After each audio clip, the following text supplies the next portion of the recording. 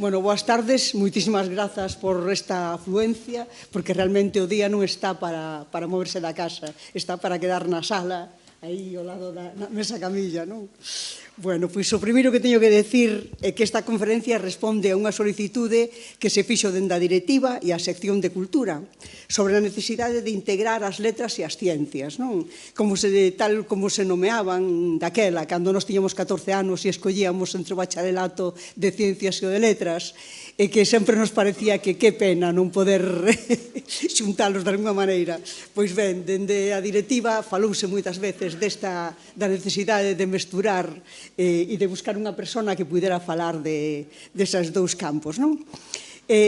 Da cultura e da ciencia. E, polo tanto, pode responder a ambas seccións, a sección de cultura e a sección de ciencias. E isto é algo que a nos gusta, non? De alguma maneira, sabedes que é unha das barcas do Ateneo de mesturar, ou de xuntar, ou de sumar, e a nos encanta nos poder traer aquí unha conferencia que presenta alguén de cultura e de unha persona, dun membro da sección de ciencias, non?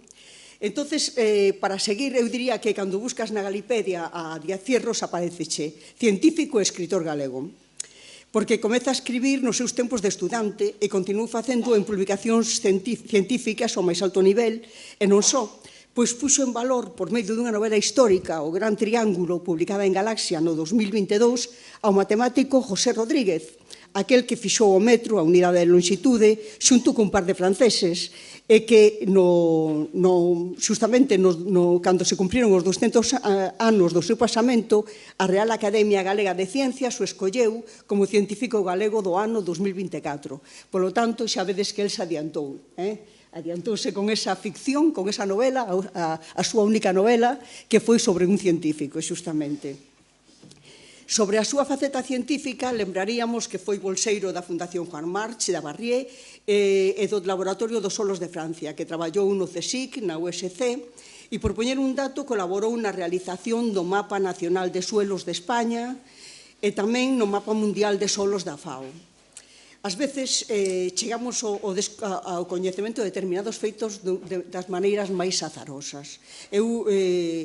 Gústame comentar sempre estas cousas porque nunha ocasión que estaba nun voo, nun avión, voando para aquí de volta dende Alicante, resulta que me coincidiu con unha persona que viña a Santiago a un congreso, simposio, xornadas, non sei o que era, sobre edafoloxía. E entonces, a través dese señor, entereime de que no campo da edafoloxía, e xustamente con Díaz Fierros, estábamos na cabeceira na referencia, era unha referencia a nivel español e a nivel internacional. Polo tanto, xa sabemos que traballa no campo da edafoloxía, pero tamén no da climatoloxía. E a este respecto, quería lembrar a conferencia que impartiu neste Ateneo, que se titulaba A erupción do Tambora, no bicentenario do ano sen verán, que tivo lugar justamente cando se cumprían 200 anos daquel feito. É dicir, isto foi en 1816, e no 2016 Díaz Fierros ditou esa conferencia. Polo tanto, tamén é dos ateneístas que colaboran impartindo conferencias, presentacións de ponentes e tamén ofrecendo eses contactos que el ten. É dicir, deses ateneístas que coidan do Ateneo, que sempre está poñéndose ao servizo da asociación. Pero, ademais, eu quería destacar que non é un científico de laboratorio a secas, porque tamén realizou unha actividade humanística e didáctica, publicando traballos e guías sobre a natureza de Galicia ou sobre a relación entre a natureza e as prácticas culturais. Chegou ata a concreción das unidades didácticas, porque, ademais de estar no mundo oficial, no mundo da academia, el foi presidente da Sociedade Galega de Historia Natural, a asociación ecolóxica máis antiga de Galicia, e foi director da súa revista Braña. Tamén foi presidente, dende o principio, da Xunta Reitora do novo Seminario de Estudios Galegos, que sabedes que se creou a partir do Laboratorio de Formas, que creou Isaac e Seoane, e seguramente seguindo a estela de Isidro Parga Pondal, do Laboratorio Xeolóxico de Laxe, que fora desaparecendo. As súas colaboracións no Consello da Cultura Galega son de todos vos coñecidas, polo tanto non direi nada máis que asumiu diferentes responsabilidades, entre elas a vicepresidencia. E por lembrar algunha das súas últimas intervencións, diríamos que no centenario do Seminario de Estudos Galegos, na exposición Luz na Terra, Seminario de Estudos Galegos, unha institución de alta cultura, foi un dos especialistas que asinou un artigo para o catálogo e, ademais, realizou unha visita guiada centrada no seu campo de estudos. E, da mesma maneira, ditou unha conferencia no Congreso Saber de Nós, 100 anos do Seminario de Estudos Galegos, que se realizou no Consello da Cultura Galega, co título As ciencias do Seminario de Estudos Galegos, un diálogo fecundo coa cultura e o progreso. É profesor emérito da USC, numerario da Real Academia Galega e da Real Academia de Farmacia e de non sei cantas organizacións españolas e internacionais. Conta con moitas publicacións, ditou moitísimas conferencias, pero ademais eu quería destacar algo que tamén aparece en algún sitio, non? E é que traballa coa lingua. Esa lingua, o galego, que está en situación de emerxencia, según están dicindo neste momento os técnicos, non? E coa identidade do país, ata o punto de que nesa Galipedia que me refería ao principio se pode recoller que ten interese polos solos e pola lingua galega. Con Antón Santamarina, para demostrar isto, foi proponente do termo solo no galego común, como obxecto de estudio da foloxía. Polo tanto, temos unha verba, un término que lle debemos a él e a Antón Santamarina. E nada máis. Neste momento estamos encantadas de que nos vayas dictar esta conferencia sobre as dúas culturas, a ciencia na literatura galega, e damos as grazas e escoitámosche con moitísima atención. Vale? Moitas grazas.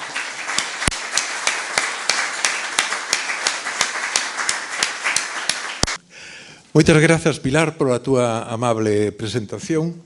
Grazas ao Ateneo por terme invitado a falar dun tema que realmente para min é un tema, vamos a decir, casi permanente ao longo de toda a miña vida, vamos a chamarlle científica, porque sempre intentei, de algún xeito, que a ciencia non estuera encastillada no seu mundo, sino que estuera aberta a outras manifestacións. E, polo tanto, falar das dúas culturas é falar de algo moi querido, pero tamén é falar de algo moi difícil, non é fácil concretar, non é fácil definir exactamente cales son os lazos, as relacións, as proyeccións, o futuro que pode ter estes vencellos entre estes dous mundos tan importantes do coñecemento como son as ciencias e as letras. Porque certamente, como decía Pilar, os que temos xa bastantes anos non falábamos de dúas culturas nin siquiera hai 20 anos, falábamos de ciencias e letras. Sabíamos que o bachillerato é un bachillerato de ciencias, un bachillerato de letras, e polo tanto había dous mundos, un mundo de ciencias que podía corresponder aos químicos, biólogos, médicos, etc., e un mundo de ciencias que podía corresponder ás humanidades, ás ciencias sociais, etc. Pero a realidade é que desde hai, eu diría casi uns 20, 15 anos, cada vez se está introducindo máis o concepto de dúas culturas para sustituir as clásicas ciencias e letras. Entón, o primeiro que me gustaría presentar, antes de empezar a falar xa da súa concreción na literatura galega, é de por qué e desde cando estamos a falar das dúas culturas. Certamente, hai un feito histórico que todo o mundo recoñece, que foi unha conferencia que se deu en 1959 na Universidade de Cambridge por Charles Peirce Snow, que se titulaba precisamente As dúas culturas e a revolución científica. Pois aquí foi onde realmente definiu, entrou, digamos, en sociedade este concepto. Unha descripción dese momento histórico que está recollido nun libro que editou precisamente o Consello da Cultura Galega, nos decía: pasaban uns 5 minutos da tarde do 7 de maio de 1959 cando unha figura corpulenta e torpe se aproximou ao atril, colocando no extremo oeste da Senate House da Universidade, ese fermoso edificio neoclásico, non? Da Universidade de Cambridge. A figura que se dispuña a falarlles era a de Sir Charles Peirce Snow. Cando unha hora despois volveu tomar asento, Stephen Collins afirmaba: inaugurara o imparable éxito internacional dunha frase, quizáis incluso dun concepto. Por lo tanto, este é o momento en que realmente as dúas culturas comenzaron a entrar na sociedade, se empezou a falar delas, e desde aquela non paramos. Incluso se falou dunha terceira cultura, o mesmo Snow falou dela, pero o que se está, digamos, neste momento discutindo, o que se está, de alguma maneira, falando seguido é das dúas culturas, a cultura das ciencias e a cultura das letras. De todas maneiras, para completar esta imaxe histórica de cando comenzou o concepto de dúas culturas, é importante ir un pouquiño máis atrás, o século XIX, porque realmente o problema empezou a formularse neste momento. Temos a idea de que a ciencia existiu sempre, pero a ciencia moderna realmente comenzou no século XVII, con Newton, Descartes, a Royal Society, a Academia de Sciences, etc. Pero a verba que definía a persoa que practicaba a ciencia non apareceu nos dicionarios, concretamente no dicionario inglés, hasta 1833. É dicir, que hasta esta data non se empezou a falar de científicos. É dicir, a ciencia empezou a entrar na sociedade. Existía ciencia, había gran ciencia, habían creado os conceptos fundamentales, pero non tiña a capacidade de convencer a todo o mundo, senón empezou pouco a pouco a partir de 1933. Un ano despois, tamén é moi importante, aparece a primeira síntese do coñecemento científico. Ata ese momento era un coñecemento relativamente fraccionado, aillado, en certa maneira, pero unha síntese coherente non empezou hasta 1834. E hai un feito que me interesa sinalar, porque non é normal en ciencia. Foi unha muller. Foi unha muller quen fixo esta síntese. Se ten falado que no século XIX, no principio do XX, as mulleres non participaron na ciencia, e é certo.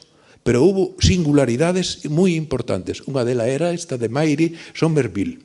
Bueno, pois ben, cando a ciencia xa empezou a entrar en sociedade, a ciencia costoulle moito traballo entrar no mundo do ensino. De tal maneira que aínda en 1880, na Universidade Inglesa, o que dominaba eran os estudios clásicos, os estudios científicos, a pesar da importancia que xa tiñan, sobre todo as aplicacións da ciencia na sociedade, non tiñan a cabida a extensión que en principio debería ter. E foi o polémico Thomas Huxley quen realmente chamou a atención sobre isto e dixo que a ciencia tiña que ter como mínimo o mesmo valor, a mesma extensión no sistema educativo que os estudos clásicos. Ao ano seguinte, ou 2 anos despois, Matthew Arnold contestoulle que non, que eso era unha parvada viña a decirlle, porque realmente a literatura xa o consideraba todo. De tal maneira que son palabras de Matthew Arnold, os elementos de Euclides ou os Principia de Newton poden considerarse como documentos literarios.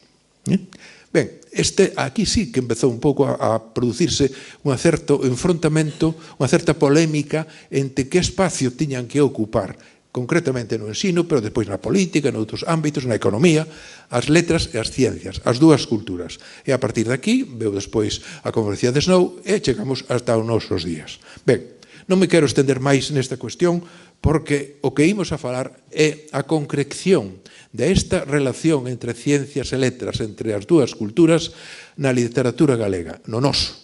En que medida as ciencias que transitaron por Galicia entraron ou foron consideradas na literatura galega? É un tema moi amplio, é un tema aberto, é un tema que aínda non está pechado. Por lo tanto, o que vou eu formular son pequenos esbozos que podense considerar provisionais. E vou utilizar nada máis que 4 grandes persoeiros da cultura galega como exemplo de relacións que poden existir entre a ciencia e a literatura. Pero antes, tamén habería que facer un pequeno matiz que tamén é importante para comprender ben cales son estas relacións, porque dentro destes vencellos entre ciencias e letras, a literatura tuvo un papel, vamos a decir, moi especial, porque é o que vamos a considerar despois. De tal xeito que na primeira mitade do século XIX xa había ciencia, xa había grandes científicos. Estes aínda consideraban como un elemento de prestixio, un elemento fundamental que había que ter sempre como referencia os estudos clásicos. hasta prácticamente a mitade do século XIX, os científicos seguían, polo menos intelectualmente, ou se queren, sentimentalmente, dependendo do mundo clásico. Un exemplo o temos aquí, nos Principios de Xeoloxía de Lille, que é o libro fundamental que empezou a xeoloxía moderna. Pois ben, podíamos pensar que na primeira páxina do libro, por unha parte temos os títulos de decreto, pola outra temos un grabado, como era normal, e se era un libro de xeoloxía, o normal é que puxeran uns fósiles, uns minerais, uns estratos, pero non. O que pon son unhas columnas clásicas. Está tomando como referencia básica do libro o mundo clásico. É dicir, que nesta primeira metade aínda había unha preeminencia importante da literatura na literatura clásica sobre a literatura científica. Pero a ciencia, no século XIX, como todos coñecemos moi ben, tivo unha serie de realizacións, unha serie de aplicacións que foron cambiando o mundo. O mundo virou totalmente, as relacións co noso entorno foron cambiando totalmente, e, polo tanto, xa a finais do século XIX, as cousas xa non se miraban así. Mais ben, tornáronse as cousas, porque os literatos neste momento empezaron a mirar xa con unha certa admiración a ciencia. Entonces, para algúns deles, incluso para toda unha corrente literaria importante, foi unha referencia á ciencia. O naturalismo, que Pardo Bazán é un dos exemplares máis importantes que traballaron nesta liña, é un caso moi concreto, pero todavía ainda máis concreto temos a novela experimental de Zola, na que decía que a novela, a estrutura da novela, tiñan que realizar seguindo o método experimental de Claude Bernard. Por lo tanto, a ciencia de ser vicaria da literatura, de ser vicaria dos estudios clásicos, pasou a ser referente indispensable. Ben, con todo isto, sí que xa agora nos podemos meter nos grandes temas, nos temas máis simbólicos que podemos utilizar en relación ca literatura galega, empezando por Rosalía de Castro. Evidentemente, Rosalía de Castro, para moitos, supoño que será unha especie de asombro. Como vamos a falar de Rosalía de Castro e de ciencia, non? Parece que é a cousa máis alonxada que pode haber do mundo científico. Pois ben, a realidade é que tamén, non moito, pero tamén na obra de Rosalía de Castro, pódense rastrexar signos da presencia e do impacto da ciencia no seu carácter. Para elo, tampouco está de máis saber que representaba a ciencia no ambiente no que ela medraba, no que ela era moza, no que ela se iba formando.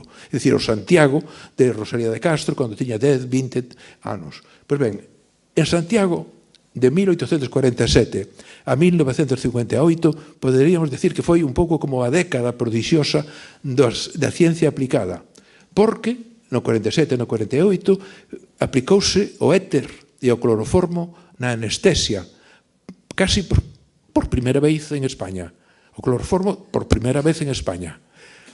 Podemos imaginar o impacto que tivo que ter isto na sociedade. Poder operacións quirúrgicas sin a dor. Entón, este foi un feito singular.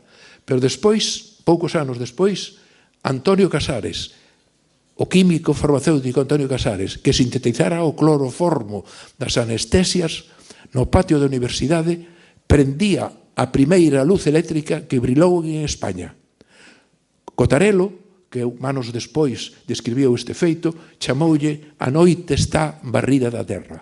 Pois ben, esta noite barrida da terra foi obra precisamente de un galego que ainda conserva aberta a farmacia, e supoñemos que naquel momento o impacto na sociedade compostelana tuvo que ser moi importante. Sobre todo o ano seguinte, porque a luz eléctrica, o arco voltaico que prendeu no patio da universidade, tivo como espectadores nada máis que profesores e estudantes. Pero é que ao ano seguinte, nas festas do Apóstolo, no Obradoiro, brilou tamén o arco voltaico de Casares. Por lo tanto, nese momento era xa a sociedade compostelana a que estaba admirando o que era a luz eléctrica. Pouco despois, chegou a fotografía das mans de Cisneros, xa non eran necesarios os pintores para reproducir a natureza, había un mecanismo que nos producía con moita máis fidelidade ao que tiñamos no noso contorno. Aí temos unha fotografía de Cisneros do Hospital Real, das primeiras que hai de Santiago, E no 58 chega o telégrafo. Casi nada, non? É dicir, poder enviar palabras a todo o mundo, en definitiva, o que estábamos ali diante. Quer decir que todo isto, por moi pouco sensible que fora unha persoa ao que lle viña do mundo exterior, tiña que estar chamándolle a atención, tiña que estar impactando o seu carácter. Por lo tanto, Rosalía, como unha persoa normal que era, en ese sentido, pois seguramente tamén viviu estas experiencias. Pois ben, todo isto configurou ou configura probablemente unha visión de Rosalía en relación coa ciencia que aínda é prematuro definila dun xeito total, pero que nos permite adiantar xa algúns rasgos. En primeiro lugar, diríamos que, aunque minoritaria, hai unha valoración neutra, obxectiva, da ciencia que aparece en algúns dos seus escritos. Concretamente, El caballero de las botas azules é un das súas novelas, das primeiras novelas. Recollemos como un xenio que de alguma maneira representaba a ciencia, decía: ayer fui vapor, mañana me llamará movimiento continuo o cuadratura del círculo. ¿Quién sabe lo que de mí saldrá? Pero la ciega humanidad seguirá mis pasos y me rendirá culto, proclamándome la soberana del mundo. Isto escribía Rosalía en 1867. E xa ao final da súa vida, en las orillas del Sar, tamén ten unha poesía onde un pequeno anaco dela tamén ten esta valoración neutra da ciencia. Miles de inteligencias poderosas y activas para ensanchar los campos de la ciencia, tan vastos ya que la razón se pierde en sus frondas inmensas. Por lo tanto, a mellor non é excesivo o número de citas que hai desta visión de Rosalía, pero existen por lo menos.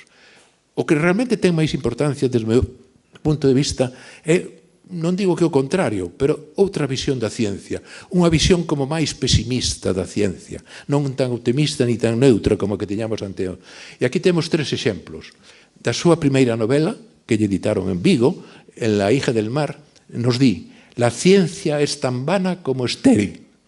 En ciertos casos su poder se reduce tan solo a conocer su impotencia. En El primer loco, xa unha novela máis tardía, penétrate de su espíritu reconcentrándote en ti mismo, no apelando a la ciencia ni a la fría razón, que son para el caso ciegas y sordas, sino únicamente al sentimiento. E finalmente, outra vez nas orillas del Sar, pero agora vemos que no mesmo libro nunha poesía di unha cousa, pero aquí, noutro momento da súa vida, di outra. En vano el pensamiento indaga y busca en lo insondable, oh ciencia. Siempre al llegar al término ignoramos que es al final lo que acaba y lo que queda. Pero probablemente, se hubo algo da ciencia que lle afectou máis directamente a Rosalía, foi a medicina. Porque, como todos ben sabemos pola vida de Rosalía, tivo moitos problemas de saúde. Sobre todo, ela mesma arrastrou nos últimos anos da súa vida un cancro que lle creou moitos problemas realmente na súa existencia. Pero que incluso morreu unha filla ou un fillo, despois tuvo outros enfermos. Digamos que o dor, a enfermidade, estuvo rondando de alguma maneira a vida de Rosalía. Por lo tanto, ela depositou moitas esperanzas na medicina, como temos nese primeiro parágrafo. Te ruego que estudies de nuevo, se está referindo a nunha novela, La hija del mar, se está referindo a un médico, te ruego que estudies de nuevo todos los libros de tu ciencia, que recorras los hospitales, que busques, en fin, un medio, sea el que quiera, para salvarla. E despois, xa noutro momento, solo nos resta sufrir e llorar, y arrojar al fondo del océano esos libros que se llaman libros de ciencia. Y finalmente, todo lo que acabas de decir no es más que una loca aberración de vuestra ciencia confusa. A veces hacéis alarde de esperanzas y creencias que no tenéis.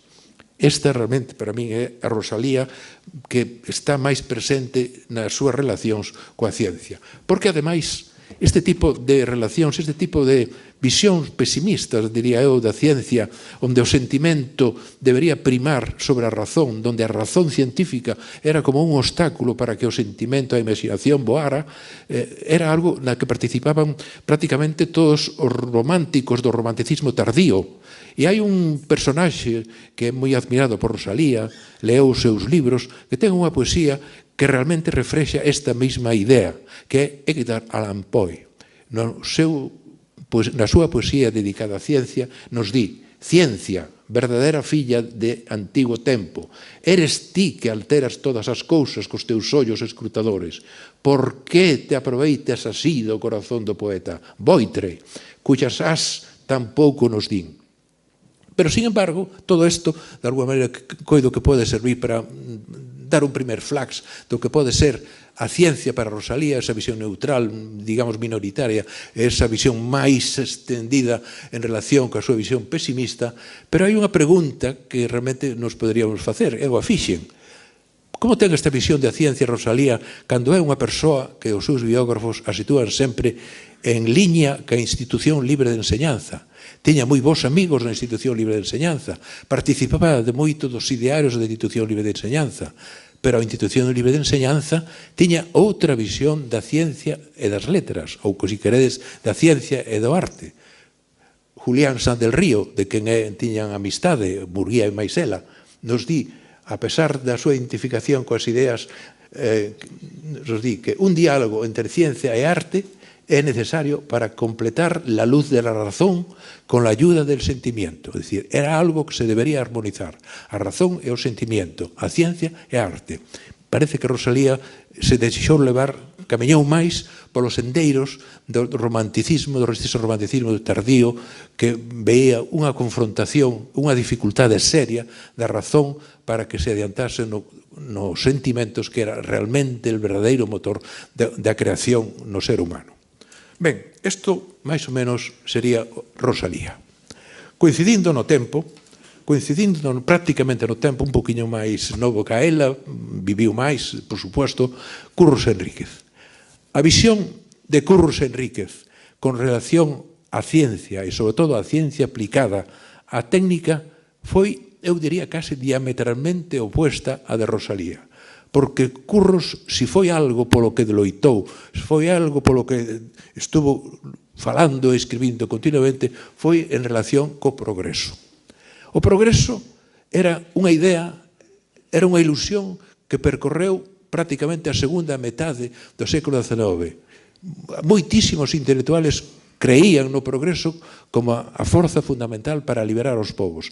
Aquí temos un cadro moi famoso que eu utilizo moitas veces cando falo da historia do progreso, porque resume moi ben a idea que había no século XIX. Aquí fala do progreso americano, pero pódese aplicar perfectamente ao progreso en Europa e mesmo en Galicia. Que vemos neste cadro? Pois, en primeiro lugar, vemos a luz do oeste americano e a oscuridade do oeste americano. É dicir, polo tanto, camiñamos da luz cara á oscuridade. E como camiñamos? Camiñamos co progreso, grazas aos pioneiros que van ao oeste a conquistalo, a liberalo, a civilizalo, pero tamén grazas a esas tres liñas de ferrocarril que se ven no fondo. Esas liñas de ferrocarril que indican precisamente ese progreso que camiña cara ao oeste. E despois algo que non se ve moi ben, pero que está no cadro, esa especie de deusa con esas roupas brancas, leva da man un aramio. É o aramio do telégrafo. Os postos de telégrafo que vemos ali, o aramio é o que leva ela diante. É dicir, isto era o progreso. O progreso era pasar da luz á oscuridade, pero grazas aos adiantos que a ciencia aplicada estaba creando. O tren, o telégrafo e outros adiantos. Pero sempre que falo tamén do progreso, nunca me esquezo de citar a un dos nosos, a Colmeiro, porque sempre dicimos que España non camiñaba ao mesmo tempo que Europa, non camiñaba ao mesmo tempo que Occidente, por lo tanto a visión sobre o progreso era máis ou menos atrasada, non participamos dela, pero en 1859 Manuel Colmeiro escribía isto. É unha cita un pelín longa, pero eu coido que paga a pena leela para ver como era a idea do progreso. El mundo camina hacia un estado de perfección ideal, acercándose de siglo en siglo a ese último y supremo grado de común felicidad. Hoy la palabra cruza el mundo en un instante, o telégrafo. La locomotora devora por, más bien diríamos o vapor, pero bueno, la locomotora devora por mar y tierra el espacio. Las montañas se horadan, se saltan los valles profundos, la agricultura, gracias aos abonos, rinde dobles cosechas y se construyen máquinas que multiplican y perfeccionan los artefactos. Este é o progreso. Pois ben, esta ideoloxía era a ideoloxía de Curros. Curros participaba dela. E aquí eu quero sempre reivindicar un libro que para min está un pouco esquecido do que é a documentación galega. Un libro de José Luis Varela, un ourensán, discípulo de Risco, que escribiu no 58 Poesía e restauración cultural de Galicia en el siglo XIX. Para min foi unha revelación ler este libro, porque me explicaba con claridade, con nitidez, con modernidade, o que fora o renacemento cultural de Galicia. Pois ben, cando falaba de Curros, decíanos estos: el progreso es la idea central del estilo y las ideas de Curros, o mejor, la superposición de la idea de progreso al misionalismo de los románticos. Anos máis tarde, Carballo Calero, máis ou menos viña de cero mesmo, o positivismo inflúe decisivamente en Curros, na forma de progresismo político, fe na salvación da humanidade pola ciencia. É dicir, que de acordo con todo isto, e seguindo xa as propias palabras de Curros, poderíamos ver que ese alento de renovación da sociedade, dese alento de recuperación das clases máis desfavorecidas, ese alento social, en definitiva, que tiña Curro, iba a vir derramando progreso. Si puede ser locura o insensatez soñar con el progreso y la regeneración de la patria, desde luego aceptamos el dictado de ser soñadores. Pero ademais, Curros, como todos ben sabemos, era un home crítico, era un home botado pa diante, de moito xenio, e non se calaba. E tamén decía que moita da literatura galega, moita da poesía galega estaba, digamos, desfasada. Non participaba nestes ideais de regeneración do progreso.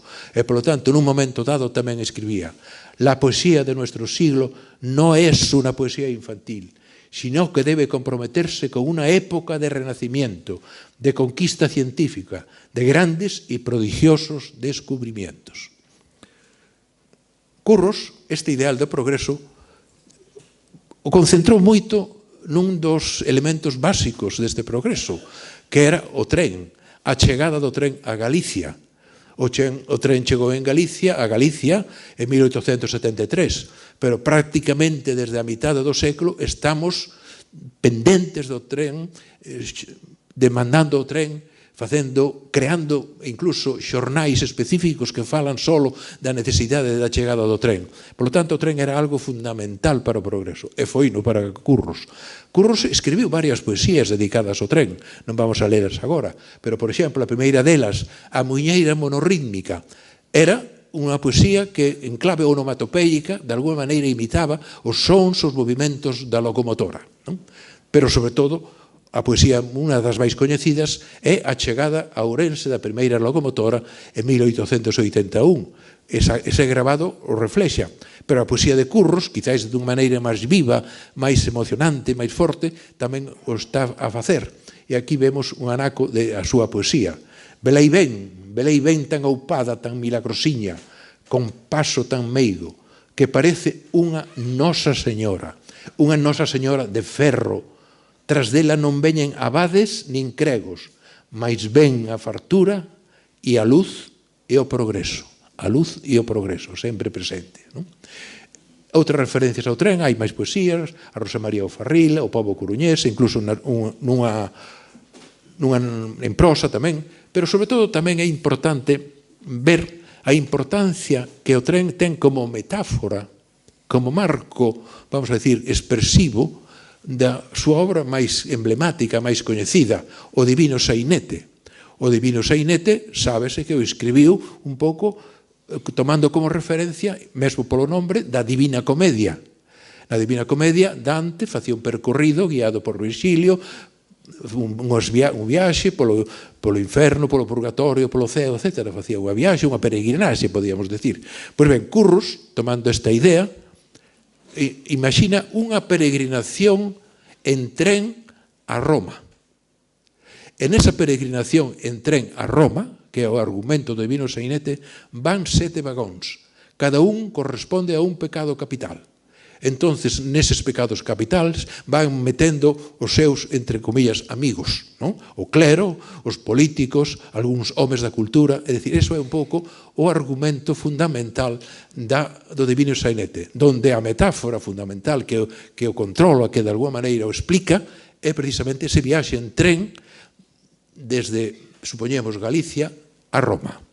Pero hai un aspecto que sempre me interesou destacar, porque isto xa houve críticos que xa o dixeron moitas veces, evidentemente, cando se analiza o Divino Sainete é inevitable falar desta visión, vamos chamarlle ferroviaria, desta peregrinaxe, pero que hai momentos en que no Divino Sainete fala exclusivamente do tren.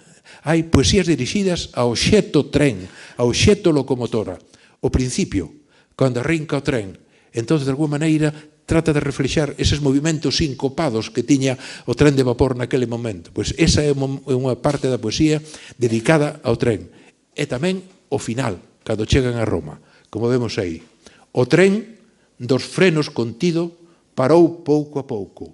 Oíse un abouxador pitido e entre nubes pardecentes de vapor baixamos todos. Ben, este era Curros. Este era Curros, era o seu tren, era a súa técnica, era o seu progreso, que, como vemos, é unha visión contraposta, de alguma maneira, á de Rosalía. A época de Curros, por outra parte, foi unha época que tamén é moi interesante desde o punto de vista da socioloxía española, porque comezou a pequena, pero a única industrialización que houbo en España. En Galicia tivemos pouca industria, pero en cambio no País Vasco, en Cataluña, en Madrid, en algo do Mediterráneo, empezaron a aparecer as chimeneas botando fume, como neste cadro de Regollos dos Altos Hornos de Bilbao. Pois ben, diante desta realidade que estaba cambiando a sociedade, xa non só a cambiaba con aparellos que facían a nosa vida máis fácil, que facían posible que a nosa palabra chegara lonxe, que os nosos esforzos foran máis eficaces. O estaba cambiando porque empezaba a crear unha urbanización, a crear un proletariado, empezaba a cambiar realmente certamente a sociedade. Cando empezou a cambiar en serio foi precisamente cando chegou a industrialización. Pois ben, diante desta industrialización, a literatura tomou dúas posturas. Unha postura favorable, que defendía a industria, que defendía estes fumes, que os consideraba un factor de orgullo, un factor de forza, de enerxía, e, por lo tanto, que había que pular por el e defendelo, e o contrario. Aqueles outros, como podía ser algún Unamuno, o Azorín, e sobre todo Valle Inclán, que cultivaron o que se chamou o ideal pastoral. É dicir, unha volta ao campo, unha volta ao mundo de antes, unha volta ás tradicións, mesmo incluso á Idade Media. Por lo tanto, había estas dúas posturas contrapostas. E con esta ambivalencia, con esta doble visión, se rematou o século XIX e se comenzou na primeira década do século XX. En este momento, digamos, na segunda década do século XX, na literatura acontece, quizáis un pouco antes, pero de unha maneira moito máis clara, a partir dos anos 20, aparece o que se chamaron as vanguardas. As vanguardas era un movimento que rachaba con todo o realismo que viñan arrastrando as literaturas dos séculos anteriores. Era un movimento, de certa maneira, elitista, porque de alguna forma promovía o individualismo, promovía os valores persoais, os valores propios frente aos valores, por exemplo, do contexto da realidade. Pois ben, esta vanguarda tivo unha visión totalmente, en xeral, totalmente favorable á técnica. A técnica realmente era un dos siños dos tempos, era un dos siños que había que defender, que había que valorar, e a literatura de vanguarda, se non toda, polo menos unha parte moi significativa, foi moi favorable á ciencia. Os diferentes ismos que temos o futurismo, o cubismo, o dadaísmo, o surrealismo, etc. Todos eles, de alguma maneira, tiñan unha visión que defendían o seu tempo. No seu tempo se defendía defendendo a vida das cidades, xa a vida do campo era unha vida que non tiña por que ser valorada, as cidades, as técnicas, as industrias, etc. En España tamén tivemos as vanguardas sobre todo por Gómez de la Serna e o chileno Huidobro. E houve dous movimentos máis ou menos importantes, que non é o caso ahora entrar no seu detalle, que era o creacionismo e o ultraísmo. Pois ben, estas vanguardas españolas tamén chegaron a Galicia. As vanguardas en Galicia tiveron uns representantes moi importantes, moi interesantes, pero hai un feito que a min interésame sempre destacar. O papel que xogou Vicente Risco como canle de referencia do que estaba ocurrindo en Europa. Vicente Risco é unha personalidade moi controvertida, tivo, digamos, unha vida ao final políticamente, digamos, discutible, pero como home de cultura, como home intelectual, foi unha das referencias importantes que tiveron os novos valores galegos dos anos 20. Acudían a él para saber que era o que estaba ocurrindo en Europa. E Vicente Risco foi precisamente quen lles explicou que era as vanguardas, cales eran todos estes movimentos. E así podemos citar o que se chaman os precursores das vanguardas galegas, Euxenio Montes, de Vigo, que foi xornalista del pueblo gallego, era ultraísta, e que ao final rematou de catedrático moi cedo, polo tanto, tivo pouco impacto en Galicia. Mais importante foi Evaristo Correa Calderón. Evaristo Correa Calderón estuvo moi implicado nas Irmandades da Fala de Lugo, foi realmente o animador das Irmandades da Fala de Lugo, era creacionista e decía cousas como esta. Fixádevos en relación coa técnica. Hai cosas nuevas que tienen ya una belleza efectiva y permanente. Los aeroplanos, la radiografía, los rayos X, los acorazados, el mar, las combinaciones químicas. Sorpréndenos certamente esta maneira de ver a ciencia.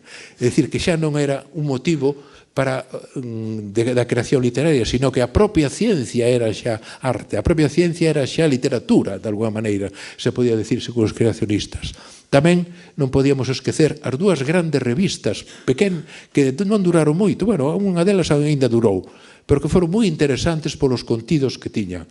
Ronsel, de Lugo, que tiña unha visión un pouco máis ecléctica, compaxinaba un pouco a tradición cas vanguardas, e, sobre todo, Alfar, que foi creada por o vicecónsul del Uruguai en La Coruña, que durou moito tempo, e foi unha extraordinaria revista referente indiscutible das vanguardas galegas. Durou bastante tempo, e o que é impresionante, non podemos ahora deternos dela, é a nómina de colaboradores que escribiron en Alfar. Borges, Alberti, Onetti, Lorca, Unamuno, podemos seguir todos os intelectuais do momento, non só de España, sino do mundo hispanoamericano, escribía en Alfar. E decoraban Dalí, Maruja Mayo, etc. Por lo tanto, é unha revista que tiña un nivel extraordinario. Coincidindo con as vanguardas, tamén é interesante sinalalo polo que vou despois a comentar, chegou a teoría da relatividade a Galicia.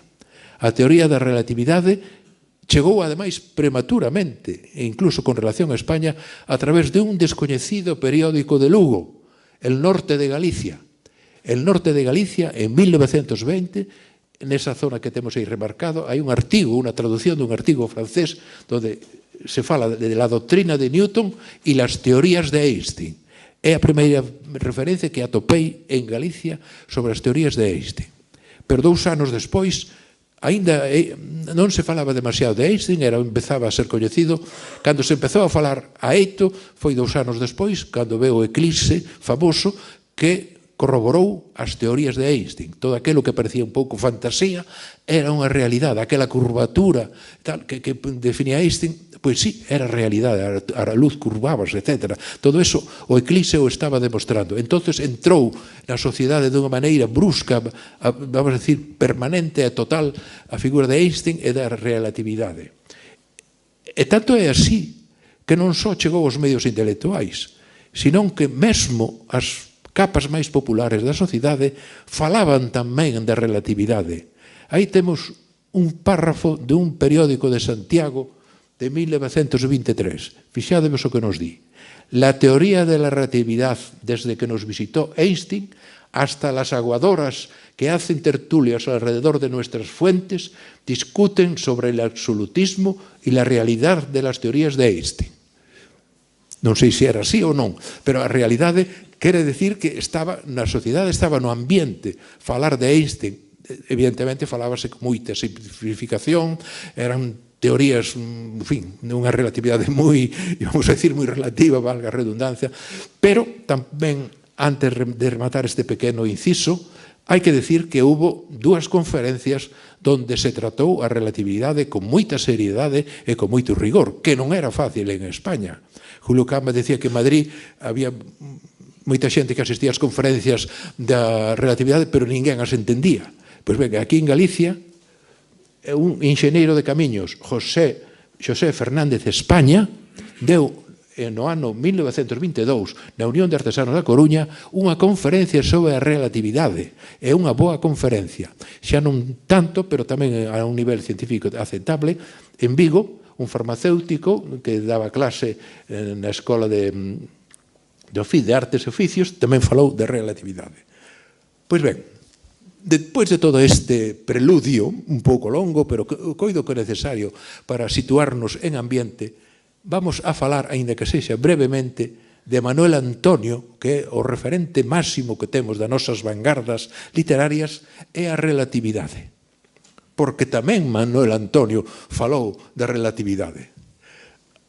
Manuel Antonio foi quizáis a figura, como acabo de decir, das vanguardas, e sobre todo foi moi significativo a súa amistade e a súa relación con Álvaro Cebreiro, ese pintor que era moi coñecido precisamente por esa pucha metida que de alguma maneira disimulaba a súa alopecia, non?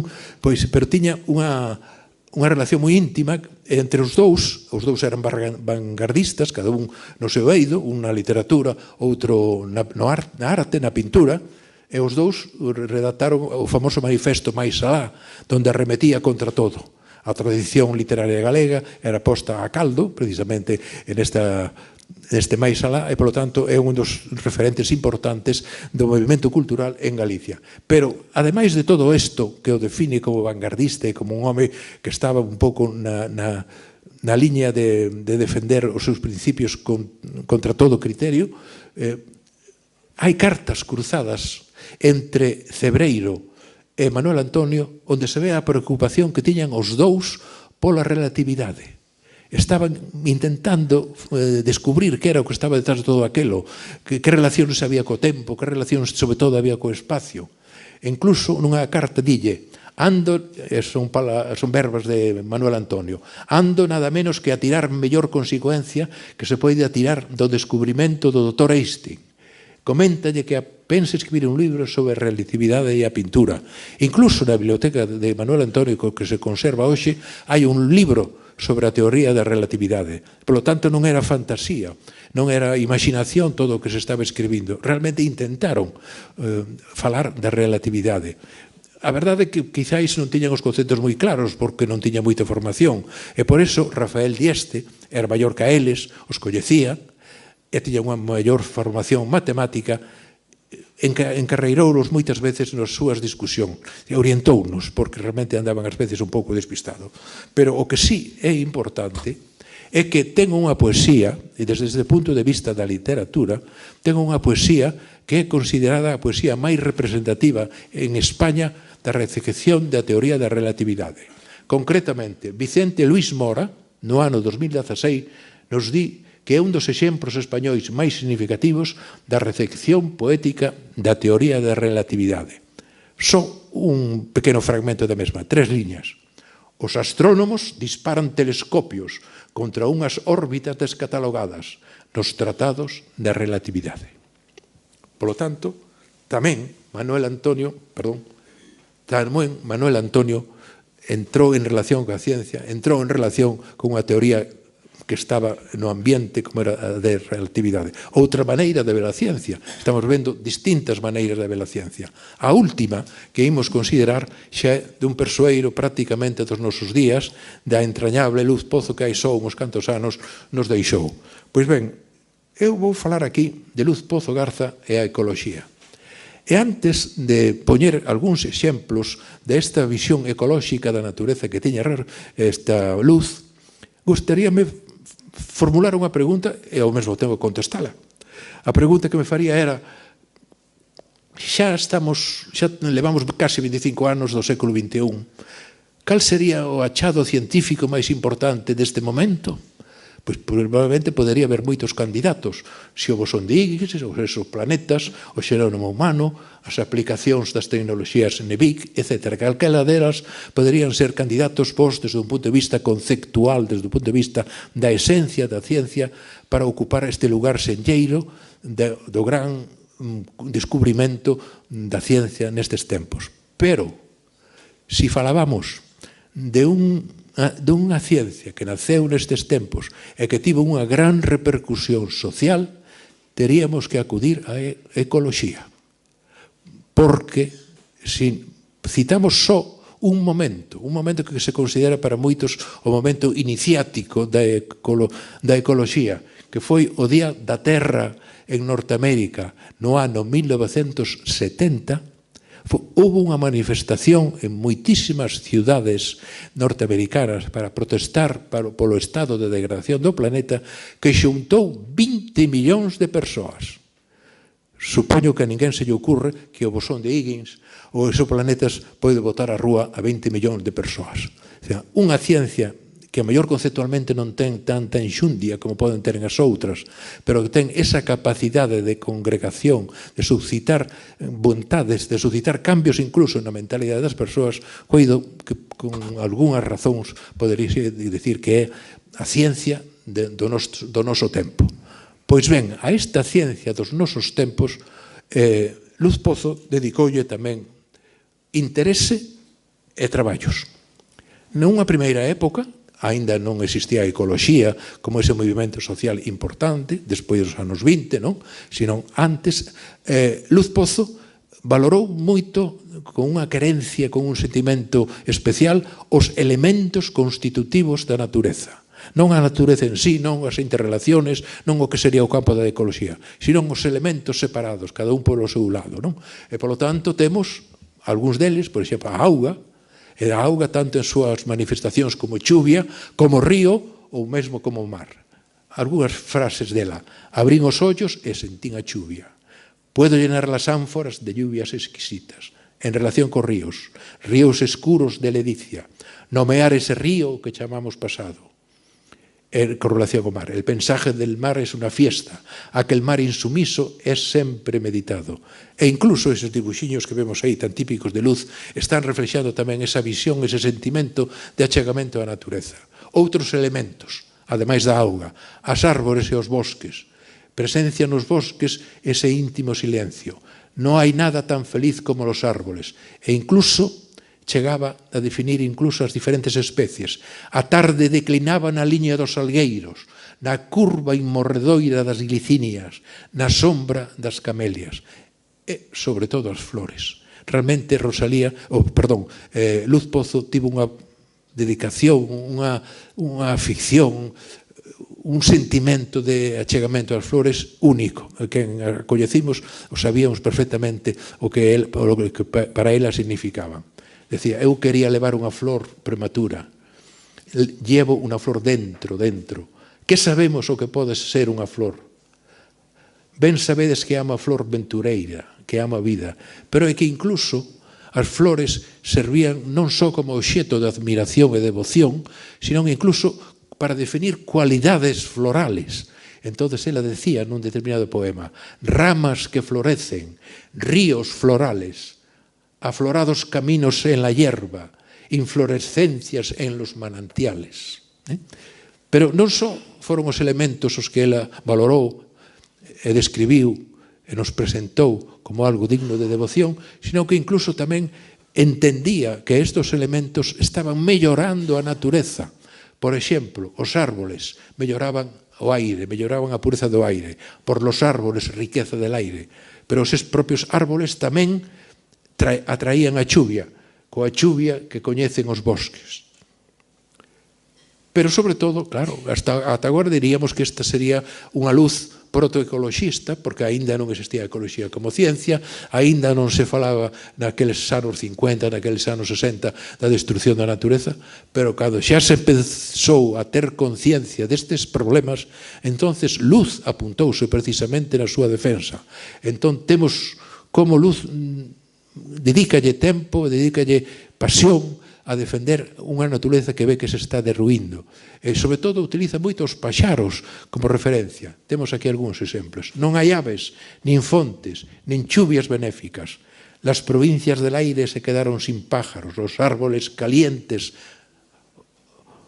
o cambio climático, los árboles calientes murieron tristemente.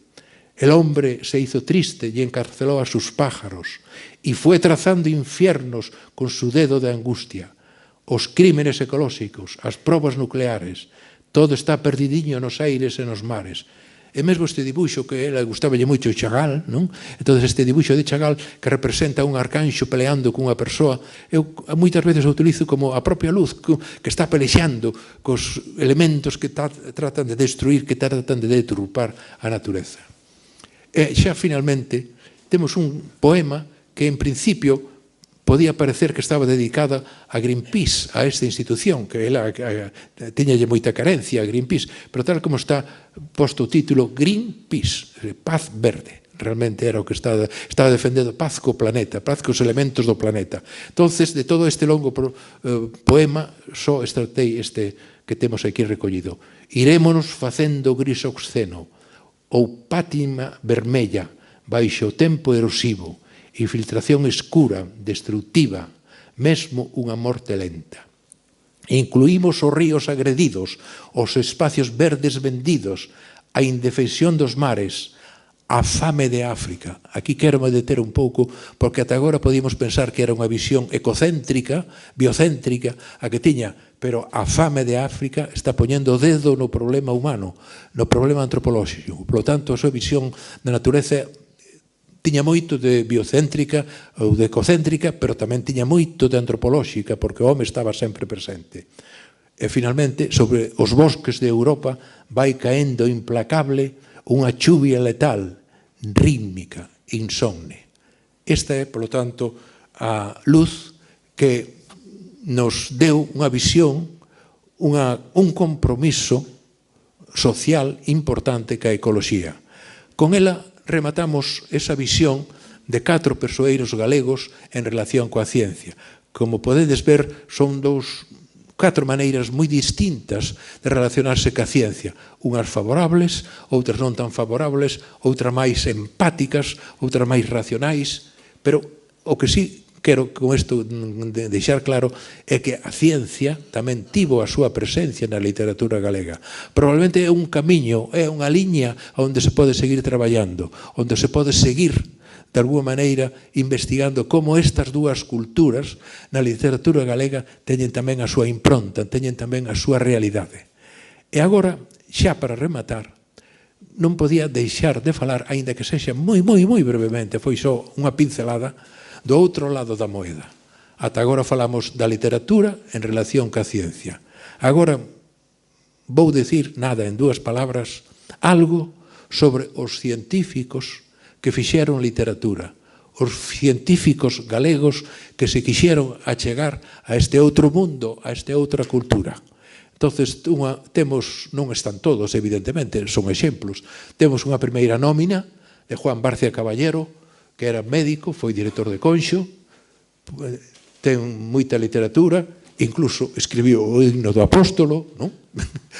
Despois temos a Rodríguez Carracido, foi farmacéutico, reitor de Madrid, escribiu unha novela e unha obra de teatro, era regionalista, sobre todo na súa primeira época, moi amigo, íntimo amigo de Curros e bastante de Murguía, e xa no século XX teríamos a Rolf Carballo, o lugués Rolf Carballo, médico humanista importante, moi relacionado co grupo de Piñeiro de Lugo, que ten unha obra singular, única neste momento na literatura galega, como é Mito e realidade da Terra Nai.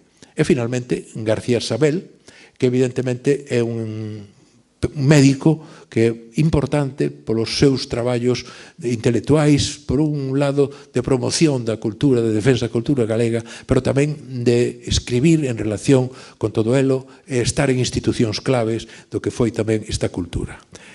E dentro desta mesma liña de, vamos a decir, de científicos que fixeron literatura, hai un feito actual, vivo neste momento, que sempre me gusta sinalalo, que é os biólogos que fan literatura, que escriben novelas, que son uns cantos e que son grandes novelistas, e que, polo tanto, é un fenómeno, eu diría que un pouco singular, desta outra cara da moeda, daqueles científicos que están abeirados cara ao mundo das letras. Temos o caso de Marilar Alexandre, que naceu no 47, de Xavier Paz, que naceu no 49, de Xosé Miranda, que naceu no 55, de Xavier Queipo, que naceu no 57. Eu lles chamo a xeración dos 50, aínda que uns non chegan e outros a sobrepasan, pero evidentemente é unha xeración importante de biólogos que fixeron literatura e boa literatura. E de un deles quero sacar unha idea que pode ser un pouco casi como o colofón, como o final da miña intervención, que é do lugués Xosé Miranda, que nos di: sen imaginación non hai ciencia. Hai que reivindicar para os científicos a mesma imaginación que para os novelistas e os poetas, porque o método científico trata ideas, pero non as produce. E coido que neste diálogo necesario, fundamental, entre as ciencias e as letras, que é o leitmotiv da miña conferencia, a imaginación, reivindicar a imaginación que naceu e se promove e que se defende perfectamente sin necesidade de axudas no mundo da literatura, ten que vir a ciencia. Na ciencia, para o meu ver, falta aínda moita imaginación. Hai moita máquina, hai moito instrumento, hai moito elemento material, pero falta ese elemento, esa chispa de xenialidade que debería ter os grandes, digamos, achados. E remato leendo solo un pequeno parágrafo para fixar mellor as ideas. Houbo un tempo en que os científicos observaban o firmamento, como diría don Ramón ayer, a ollo ceibe, sen ningún tipo de aparellos, e souberon construir, como Ptolomeo e Copérnico, unha imaxen coherente do mesmo. Despois viñeron os telescopios, microscopios e todo xeito de instrumentacións, ata o día de hoxe en que a ciencia non pode prescindir das máquinas. Mesmo, diría eu, que son ás veces os eixos rectores das propias investigacións. Onde fica a imaginación? Esa imaginación da que, segundo o noso Miranda, a literatura sería tan boa mestra. E aínda máis, seguindo neste caso a nosa Rosalía, onde fican os sentimentos? É dicir, ese corazón que precisaríamos para resolver con xenerosidade e a altura de miras os graves problemas éticos actuais nos que a ciencia sería un dos seus principais protagonistas. Remato ollando este fresco do Paraninfo da Universidade de Santiago, no que as ciencias e as letras se hermanan flotando sobre un ceo que quero imaginar cheo de ilusións e bons propósitos. E con estes utópicos desexos non me ficaría máis que darlle as gracias pola súa atención.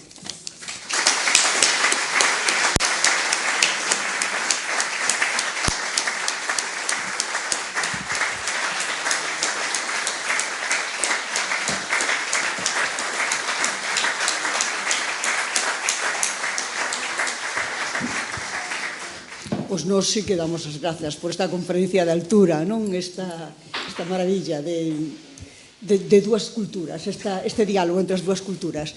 Agora temos a palabra, así que eu quería felicitarte e ao mesmo tempo agradecer unha conferencia que cando se iniciou hoxe dixenlle a túa filla que teño ao meu lado: isto é imposible que poda dar outra persoa en Galicia. E superou as miñas expectativas porque o meu coñecimento do que realmente era Fierros comezou cando eu andaba nos inicios do meu doutoramento, ou pouco antes, e realmente para min, igual que te facía referencia, a que houve un momento en que arrancou unha luz en Santiago de Compostela, para min abriches en aquel momento unha luz que non puido citar, porque realmente sería imposible co teu currículum pilar ao comezo, que é algo no que para min eres un referente da ciencia de Galicia ligado á literatura, e quizáis o único, pero por non esquecer, e en un día e cos tempos que temos agora no meteorolóxico, porque tú tamén arrancaches, e non foi aí, e para min vai moito máis do literario, como comezaches a publicar sobre climatoloxía de Galicia. E eu creo que tamén, se puderas facernos unha pequena referencia a eso, porque eu creo que eres o único que podría facer, e nada máis que gracias. Bueno, moitas grazas primeiro polas túas gabanzas, pero bueno, eu creo, coido que esta preocupación pola ciencia, por unha ciencia que se abra un pouco a outros campos, pois creo que naceu un pouco no ambiente da transición, a verdade. Eu, nese sentido, non teño máis que agradecer eses anos 60, eses anos 68, esas tertulias que tiñamos en Compostela por todos os bares e todo eso, e que había un fervedoiro de xente de distintos ámbitos, e non éramos todos científicos que nos xuntábamos nas tertulias, éramos xente, Carlos Casares, por exemplo, asistíamos moito ás veces ás tertulias de Gaiola, ali, e entonces había xente dos distintos ámbitos, e coido que foi nese momento, nese caldo de cultivo, onde de alguma maneira, digamos, esa apertura, ese ver que todo o teu campo non era o único, que había moito máis alá, eu creo que naceu un pouco nese terreo, non? Desa época, evidentemente, está ese libro, vamos chamarlle pioneiro, que é La climatología agrícola de Galicia, que foi un libro que yo teño moito agarimo, porque foi a miña tese, e foi a primeira publicación que fixen nese sentido, e que coido que, no seu momento, foi unha publicación que se utilizou bastante, porque hai unha cuestión que é interesante. Hasta ese momento non se tiñan feito presentado datos climatolóxicos normalizados. Ti sabes o que do que estamos a falar, non? O sea, os datos meteorolóxicos non é simplemente facer unha media. É dicir, bueno, a media de Santiago dos últimos 20 anos ou 30 anos é isto ou aquelo. Hai todo un proceso de normalización que é o que fai que estes datos climatolóxicos sexan, digamos, asumibles e comparables con outras partes do mundo. Se hai algún mérito nese libro, é precisamente que é a primeira vez que se presentan, é un libro do ano 75, me parece, ou 72, non? Por aí, que se presentan estes datos normalizados. E depois hai outra cousa que tamén despois me chamou a atención, que é a primeira vez que se presentan datos onde se ve o cambio climático en Galicia, porque hai unha gráfica onde se ven os datos da Coruña que van medrando nos últimos 30 anos.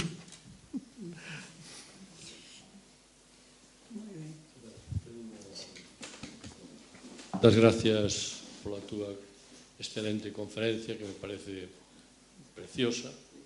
Hai un tema que hoxe preocupa, relacionado con as dúas culturas, que é o tema da ciencia e as letras, os sentimentos, que eu, de alguma maneira, ti puxeches de manifesto ao longo da túa intervención.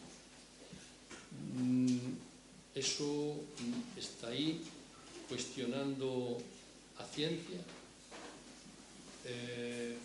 dándolle preeminencia ao sentimento sobre a ciencia, o digo polo marco no que hoxe se cuestionan as, incluso, verdades científicas por parte de persoeiros e por parte de certas correntes ideolóxicas donde, bueno, a ciencia está aí, pero o máis importante son os sentimentos. Como vestí este tema en este momento e como se pode, de alguma maneira, integrar dentro desa relación bionívoca entre ciencia e artes. Vale, é unha boa pregunta que non teño unha contestación neste momento para ela, porque si o que hai é unha realidade neste momento, eu teño constatado no meu ámbito de coñecementos, que hai unha inversión de sentimentos, de un pensamento non racional, sobre moitos feitos que están, digamos, demostrados científicamente. Unha cousa é a demostración científica, e outra cousa son os sentimentos que de alguma maneira están deturpando esa realidade. Entón, isto parece que vai no camiño de que os sentimentos non se deben misturar ca ciencia, que a ciencia debe seguir no seu reino, mantendo. Pero eu coido que son como dous planos distintos, non? Un é o plano do día a día, do que estás resolvendo todos os días, digamos, da natureza, nunha palabra, e outro é o plano máis persoal. No plano máis persoal, eu coido que é onde debes xenerarse a síntese entre o que achega a ciencia e o que achega a literatura. O sea, que un construa unha personalidade armónica, unha personalidade non, digamos, deformada nun sentido só, sino que teña os sentidos abertos a todo eso. Entón, eu coido que o papel que se debería procurar en relación coas dúas culturas é conseguir a través de educación, sobre todo a través de educación, ou se queres tamén a través dos medios, que é outra forma de educar a xente, que seamos persoas con unha mentalidade aberta, con unha mentalidade complementaria, porque evidentemente, eu podo xo decir que no meu campo de traballo a imaginación axudoume moito. Eu moitas veces non puiden botar adiante determinados traballos porque ás veces quizás teñan demasiada imaginación en riba, pero de todas maneiras para moitos outros liñas novas que de alguma maneira fomos creando, campos onde fomos tamén experimentando aspectos que eran interesantes para Galicia, foi a imaginación, esa capacidade de abrirse ao descoñecido o que me axudou. Entonces eu diría que a ciencia e a literatura cada un debe obrar no eido da educación creando un home completo, un home armónico, donde estes valores da racionalidade, da sensibilidade, da imaginación, da apertura hacia o descoñecido, etc., todo eles convivan en unha palabra, non? Eu diría que non teño unha solución clara, pero así un pouco repentizando, intentando contestar a túa pregunta, a túa boa pregunta, porque é un tema que me preocupa moito, o exceso de sentimentos que están en relación con moitos problemas científicos, pero eu coido que a solución viría por outro lado, viría pola personalización e interiorización deses valores que cada cultura ten de seu.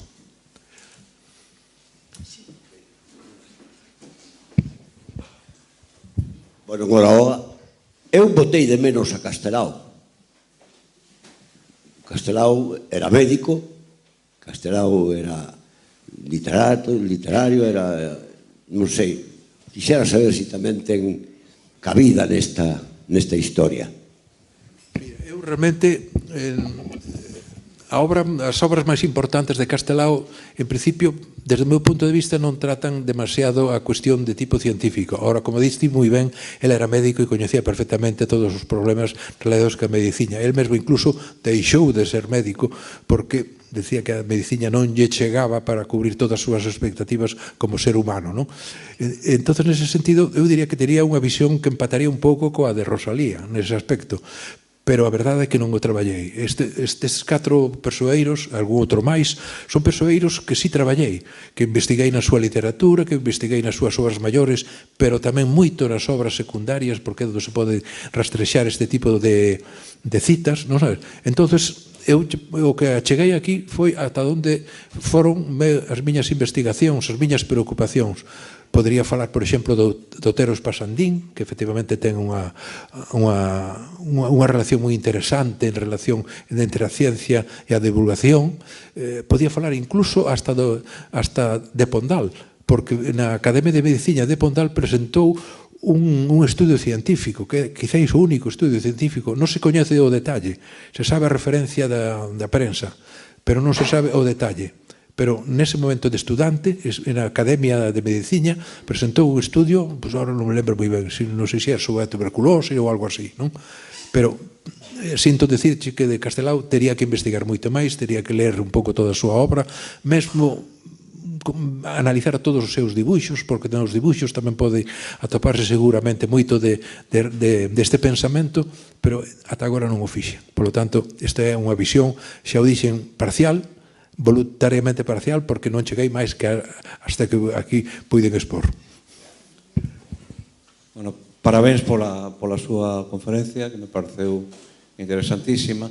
O único que noto é un certo desequilibrio no sentido de que parece que son máis os literatos que admiran a ciencia cos científicos que se inclinan pola literatura.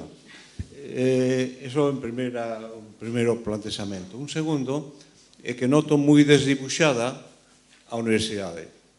É dicir, cando debe ser realmente o motor das dúas cousas, da ciencia e da literatura en Galicia, e parece que nesta exposición efectivamente aparecen xente que pasou pola universidade, pero a institución, os investigadores que traballaron aí nos últimos 200 ou 300 anos son escasos, non? E, por último, tamén voto en falta esos ilustrados que foron os que empezaron a facer as primeiras catalogacións, xente como Cornís de Saavedra, como Padre Sobreira, como o mesmo Sarmiento, que, sendo realmente tendo unha gran aproximación ao que é a ciencia experimental, porque eran investigadores, tamén, de alguna forma, tiñan admiración polas letras, non? Nada máis. Non, de acordo, eu son consciente de que isto é unha presentación que non é completa, ni moito menos, non? Porque é un mundo que probablemente non teña nin anos para poder abranguelo todo, non? Nese sentido. A universidade é curioso, realmente, non? En ese sentido, non atopei, houve algún, pero non grandes persoeiros que tiveran interrelación entre as dúas culturas. Quizáis na época das vanguardas pode haber algún persoeiro que sí pode ser interesante. Novo a Santos, por exemplo, non? Podía ser, pensei en algún momento falar del, non sabes? Pensei tamén incluso traer a Cunqueiro e a farmacia, que tamén é outra cuestión, que tamén o teño estudado, pero me pareceu máis propio o de luz e a ecoloxía, non? O sea, eu estou ainda estudando, así un pouco como divertimento, diferentes autores en relación con algúns aspectos. Nunca pretendín facer un tratado sobre esta cuestión. Por lo tanto, nunca pretendí que fora un tratado exhaustivo.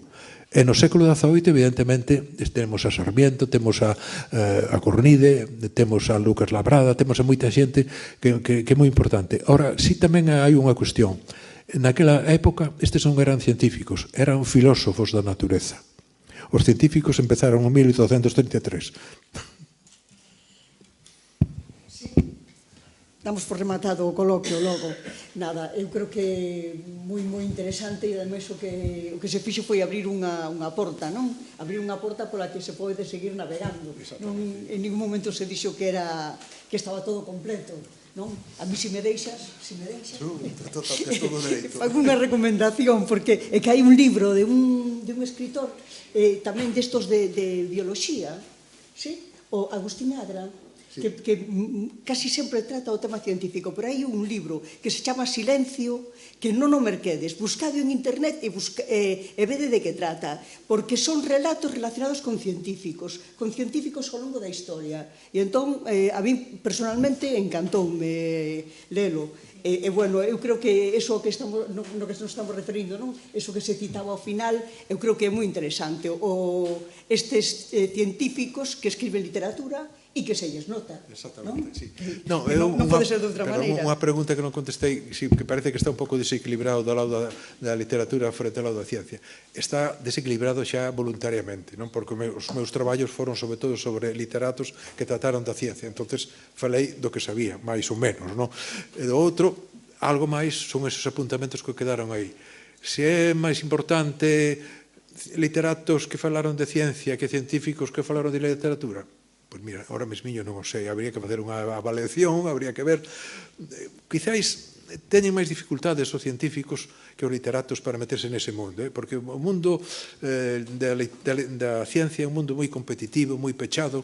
Hai que escribir con unhas normas moi estrictas, hai que escribir ademais en unha cantidade abusiva, porque non se debe escribir tanto como se está escribindo neste momento, así se din ás veces tonterías que se din, non? Porque incluso con todos os referees que cairamos internacionais, non? Pero eu coido que nese sentido hai máis dificultade neste momento desde o campo da ciencia, precisamente por esa presión mediática corporativa que induce a que se escriba só dun determinado xeito, só dunha maneira específica, con uns cánones que non teñen nada que ver coa literatura que nos gusta. Bueno, moitísimas grazas, de verdad, porque ábrenos cantidade de portas e, ademais, foi moi interesante a todos os niveis. Bueno, antes de nada, un agasalliño. Bueno, pois é unha reproducción de cerámica castresa. Exactamente, moi boa, preciosa.